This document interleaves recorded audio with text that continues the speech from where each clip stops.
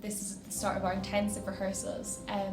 Up until now we've mostly been collaborating, collating all our ideas together and coming up with some basic themes for our show, but now it's the start of putting it all together. We've been working on movement a lot, mostly just getting our movement on stage really clear cut, and also moving together as an ensemble, helping us all work together. It's kind of our first proper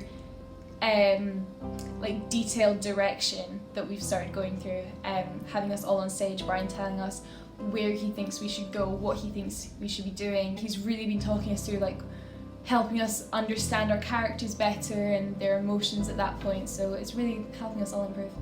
Come and see Act of Repair at CCA Glasgow, Eden Court Inverness, Lemon Tree Aberdeen, Theatre Royal Dumfries and Calendar Summerfest.